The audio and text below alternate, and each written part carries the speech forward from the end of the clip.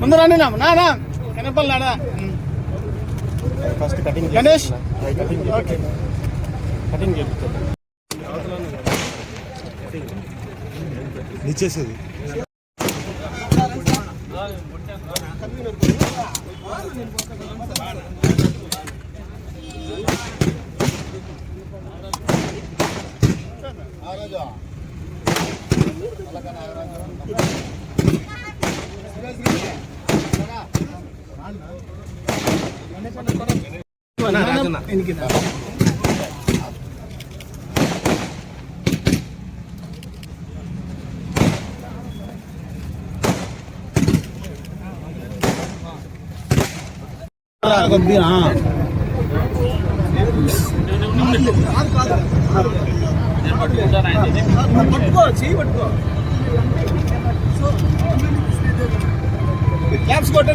Claps కొట్టండి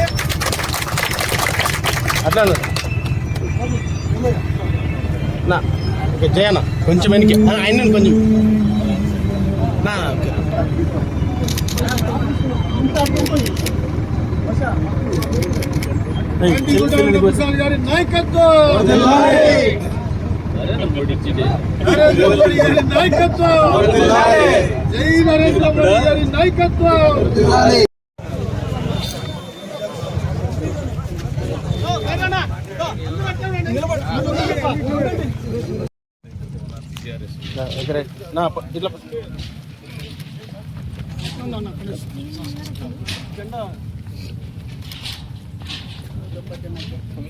నువ్వు తొక్కేస్తావు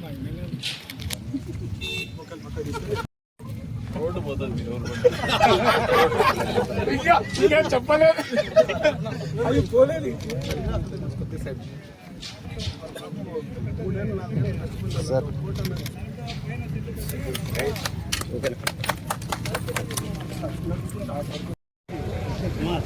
ఓకేనా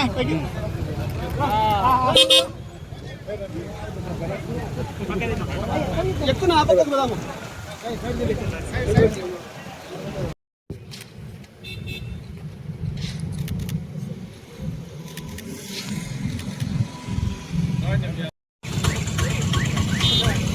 కొంచెం అన్నీ హెచ్చరండి నా దొరకనా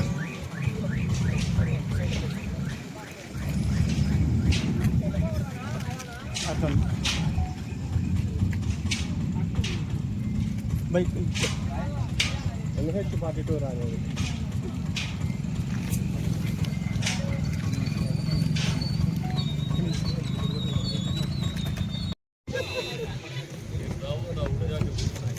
एक दाव रेडी है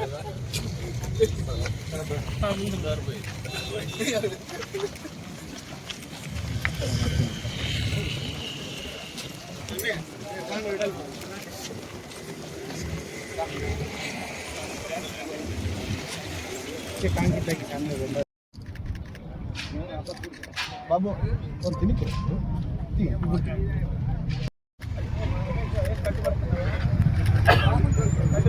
మారుతున్నటువంటి ట్రాఫిక్ అవసరాలకు అనుగుణంగా రవాణా వ్యవస్థను మెరుగుపరుచుకునే క్రమంలో కేంద్ర ప్రభుత్వం ఏదైతే ఆలోచన చేస్తూ ఉందో భారతదేశ వ్యాప్తంగా కూడా లెవెల్ క్రాసింగ్ అనేది ఉండకూడదు, రోడ్ ఓవర్ బ్రిడ్జ్ పోవాలి, స్విచ్ ఓవర్ కావాలని చెప్పేసి ఆలోచనలో భాగంగా గడిచిన ఎన్డీఏ ప్రభుత్వ హయాంలో గడిచిన 5 ఏళ్ళు కాకుండా అంతకుముందు తెలుగుదేశం పార్టీ, బీజేపీ, జనసేన కూటమి అధికారంలో ఉన్నప్పుడు 2 రోడ్ ఓవర్ బ్రిడ్జ్లు మంజూరైనాయి. ఒకటి ఇక్కడ కౌలేపల్లి గేటు, ఇంకోటి పుటాకుల gate, Jogannapet railway level crossing. ఈ 2 కూడా ఆ ప్రభుత్వంలో మంజూరు అవుతే టేకాఫ్ కూడా అయినాయి. తదుపరి వచ్చిన 5 సంవత్సరాల పాటు పూర్తి చేయలేకపోయాం. కారణం ఏమంటే స్వతహాగా ఏదైనా ఒక ప్రాజెక్ట్ వచ్చినప్పుడు ల్యాండ్ అక్విజిషన్ అనేది ప్రాధాన్యత సంతరించింది. రైతులు ఎప్పుడు కూడా కొద్దిగా ఎమోషనల్గా అటాచ్ అయి ఉంటారు భూములు, కానీ నాయకులు అనే వాళ్ళు అక్కడే పనిచేయాల్సినటువంటి అవసరం ఉంటుంది. ప్రభుత్వాలు అక్కడే ఆలోచన చేయాల్సినటువంటి వారికి నొప్పించకుండా వాళ్ళ కాంపెన్సేట్ చేసే క్రమంలో కొన్ని చోట్ల చొరవ తీసుకోవాల్సిన బాధ్యత స్థానిక నాయకత్వం మీద. అటువంటి పరిస్థితుల్లో స్థానిక నాయకత్వం లేకపోవడము, ఆ రకమైనటువంటి నాయకత్వ లక్షణాలు లేకపోవడమే ఒక శాపంగా పరిణమించింది గడిచిన 5 సంవత్సరాల పాటు ఇది చేసుకోవాలి. అందులో భాగంగానే దాదాపు 56 కోట్లతో మొదలైనటువంటి ఈ కార్యక్రమము మరుగున పడింది, పూర్తి కాలేకపోయింది. ఈ రోజున మా ప్రభుత్వం వచ్చిన మొదటి 18 నెలల్లోనే కొద్దిమంది ల్యాండ్ లార్డ్స్తో ఆర్బిట్రేషన్లో పెండింగ్ ఉండి కోర్టు కేసులు ఉన్నా కూడా పిలిపించుకొని మాట్లాడి కొద్దిమేర ఆర్థికంగా మేము కూడా వాళ్ళకు సపోర్ట్ చేసి, వాళ్ళకి ప్రభుత్వ తరఫున వస్తున్నది కాకుండా స్వతహాగా మేము కూడా కొద్ది వరకు డబ్బులు ఏర్పాటు చేసి ఇది ల్యాండ్ అక్విజిషన్ పూర్తి చేసినటువంటి పరిస్థితుల్లోనే ఈ రోడ్ ఓవర్ బ్రిడ్జ్ ఈ రోజున పూర్తయినటువంటి పరిస్థితి, ప్రారంభిస్తున్నటువంటి పరిస్థితి, వాస్తవ రూపంలోకి వచ్చినటువంటి పరిస్థితి మనం విట్నెస్ చేస్తాం. దానికి సాక్ష్యం మొదటిగా క్రిష్ కంపెనీ వాళ్ళకి, కాంట్రాక్టర్స్ కావచ్చు, యాజమాన్యానికి కావచ్చు, సిబ్బందికి కావచ్చు, పనిచేసినటువంటి కూలీలకు కావచ్చు, అంతే స్థాయిలో చివరిలో ఇంకా కొద్దిమేర పనులు పెండింగ్ ఉంటే కృష్ణమోహన్ నాయుడు కూడా దానికి పైన ఉన్నటువంటి బ్లాక్ టాప్ వరకు ఆయన సహకరించి పూర్తి చేసి ఊరికి ఎప్పటికప్పుడు తన సేవలు కొనసాగిస్తూనే వస్తున్నటువంటి పరిస్థితులు మనస్ఫూర్తిగా అభినందిస్తున్నాను. వారందరికీ కూడా కదిరి నియోజకవర్గ ప్రజలందరి తరఫున ధన్యవాదాలు తెలుపుతున్నాను. కదిరి నియోజకవర్గ ప్రజలకు శుభాకాంక్షలు తెలుపుతున్నాను. ఒక బాటిల్ నెక్ అనేది క్లియర్ అయినటువంటి పరిస్థితి. అంతేకాకుండా కుటాగుల దగ్గర వస్తున్నటువంటి ఆర్ఓబి కొన్ని చిక్కుముళ్ళు ఉన్నాయి, వాటిని కూడా పరిష్కరిస్తాం. కొద్దిసేపు ఇంకా మీరు ఒకసారి ఆలోచన చేస్తే బైపాస్ రోడ్తో బాటిల్ నెక్ ఏదైతే 2 ఉన్నాయి, ఇటువైపున ఒకటి అటువైపున ఒకటి మదనపల్లి రోడ్లో, ఒకటి అనంతపురం రోడ్. మదనపల్లి రోడ్డు కూడా మేము వచ్చిన తర్వాత పరిష్కరించడం జరిగింది. అటువైపున అనంతపురం రోడ్లో వైఎస్ఆర్సీపీ పార్టీకి చెందినటువంటి నాయకులు ఉద్దేశపూర్వకంగానే కొద్ది వరకు అవాంతరాలు సృష్టిస్తూ వస్తున్నారు, కానీ వాటిని కూడా మేము పరిష్కరిస్తాం. మా చేత అవుతుంది, మాకు పరిపాలన దక్షత ఉంది. ప్రజల సౌలభ్యం కోసం 2 అడుగులు ముందేసి కింద కాల్చి కూర్చొనైనా పనులు చేయించుకునేటువంటి మనస్తత్వంతో ముందుకు పోతున్నాం.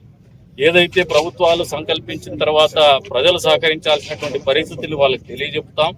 ఖచ్చితంగా ఏదైనా ఒక 2 రూపాయలు ప్రభుత్వం తరఫున ఎక్కువ రూపాయలు డబ్బులు చెల్లించైనా కూడా పరిష్కారం కనుగొంటాం. కానీ 250 కోట్ల రూపాయలు వెచ్చించి కదిరి కదిరి పట్టణ ట్రాఫిక్ కష్టాలు తీర్చే విధంగా రూపుదిద్దించినటువంటి బైపాస్ రోడ్డుని వాడుకలోకి తీసుకొస్తామని చెప్పేసి కూడా మీరు ఎన్ని సర్కస్లు చేసినా అది ఆగదు.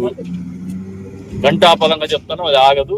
పూర్తి చేసి అందుబాటులోకి తీసుకొస్తామని చెప్పేసి కూడా ఈ సందర్భంగా తెలియజేస్తాను. ఏదైనా ప్రాజెక్ట్ మా స్వలాభం కంటే, మా రాజకీయ లాభం కంటే, రాజకీయ ఆపేక్ష కంటే కూడా ప్రజల సౌకర్యార్థం ఆలోచన చేయాల్సినటువంటి బాధ్యత నాయకుల మీద, రాజకీయ పార్టీల మీద ఎప్పుడు ఉంటుందనేది మరవద్దని వైఎస్ఆర్సీపీ వాళ్ళకి చెప్తాం. మంచి పద్ధతి కాదు. మీరు అడ్డుకునే తాత్కాలికంగా బ్రేకులు వేయగలరేమో కానీ దాన్ని పూర్తి స్థాయిలో అడ్డుకట్ట వేయలేదు. ఖచ్చితంగా దాన్ని వాడుకలోకి తీసుకొస్తామని చెప్పేసి కూడా ఈ సందర్భంగా తెలియజేస్తున్నాను. కుటాగుల దగ్గర ఉన్నటువంటి ఆర్ఓబి కూడా పాల అరిష్టాలు కొన్ని ఉన్నాయి, వాటిని కూడా అధిగమిస్తాము. 100కు 100% అది కూడా వాడుకలోకి తొందరలోనే తీసుకొస్తాము. ఈ ప్రభుత్వము అభివృద్ధికి, సంక్షేమమే కాదు అభివృద్ధికి కూడా పూర్తి స్థాయిలో కట్టుబడి ఉంది. ఎన్డీఏ కూటమి పరిపాలనలో ఈ భారతదేశ సర్వతోముఖాభివృద్ధికి కేంద్రంలో ఉన్నటువంటి నరేంద్ర మోడీ గారి నాయకత్వంలో ఉన్నటువంటి ఎన్డీఏ కూటమి ఆలోచన చేస్తూ ఉంది.